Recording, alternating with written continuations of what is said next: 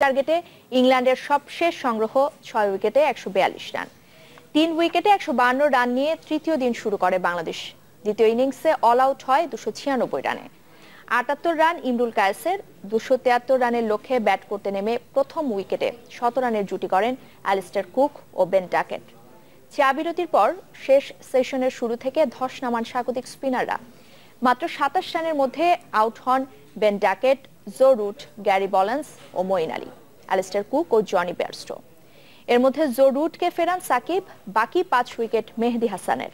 তৃতীয় বাংলাদেশী হিসেবে এক টেস্টে 10 উইকেট ও 2 ইনিংসে 5টি করে উইকেট নিয়েছেন এই অফ স্পিনার।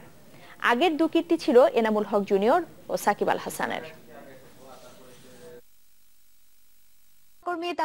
অমিত সরাসরি যোগ দিচ্ছেন। তিনি অমিত, মেহেদী মিরাজ একাই বাংলাদেশকে ম্যাচে ফিরিয়েছেন।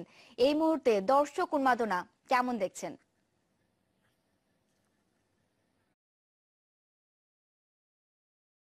উন্মাদনা তো খুব বেশি। আসলে টেস্টে যেমন ক্রিকেটারদের ধৈর্য থাকতে হয়, একই সঙ্গে দর্শকদেরও ধৈর্য থাকতে হয়। পরিস্থিতি মনে হবে যে আপনার বাইরে চলে যাচ্ছে, কিন্তু ধৈর্য থাকলে ম্যাচে ফেরা যায়। টেস্টের পরতে সেশনে আসলে রং বদলায়। ঠিক যেমনটি হয়েছে, আমরা 1 ঘন্টার মধ্যে 5টা উইকেট নিয়ে ইংল্যান্ডকে চাপে ফেলেছি। কোণঠাসা বলতে রাজি নয়, কারণ ইংল্যান্ড কিন্তু 5 উইকেট পরেই যতগুলো ইনিংস, বাকি 3টা ইনিংস দেখেছি, তারা সেখান থেকে শুরু করেছে। ব্যারিস্টো আর স্টোকসের কথা নিশ্চয়ই আপনার চট্টগ্রাম টেস্টের কথা মনে আছে। তারা দুর্দান্ত একটা জুটি করে কিন্তু ম্যাচটাকে বাংলাদেশের কাছ থেকে বাইরে নিয়ে গিয়েছিল। নিশ্চয়ই আমরা সেটি আজকে চাইবো না, এই দুজনকে দ্রুত আউট করা যায়। এখনো ঘন্টাখানেক খেলা বাকি আছে। এখানে যদি চাপটা তৈরি করে আরো 2-3টি উইকেট আজকে দিনের মতো তুলে নেওয়া যায়, তাহলে কিন্তু বাংলাদেশ অবশ্যই খুব ভালো ড্রাইভিং সিটে থাকবে এই টেস্টে। তবে একটা বিষয় আজকেও চোখে লেগেছে, যখন ইংল্যান্ড প্রচন্ড চাপে আছে, তখন আপনার সব থেকে গুরুত্বপূর্ণ বোলার হচ্ছে সাকিব আল হাসান, তাইজুল বা মিরাজ বলি, 3জনকে ছাড়া যখন আপনি শুভাগত হোমকে নিয়ে আসবেন, তখন কিন্তু প্রেশারটা একটু করে রিলিজ হওয়ার সুযোগ পায়। সেইটা নিশ্চয়ই অধিনায়ক নিশ্চয়ই ভাববেন যে চাপটা ইংল্যান্ডের কাছে আছে, সেই চাপটা যেন আরো বেশি বাড়িয়ে নিয়ে যায়, সেটি বাংলাদেশ চাইবে।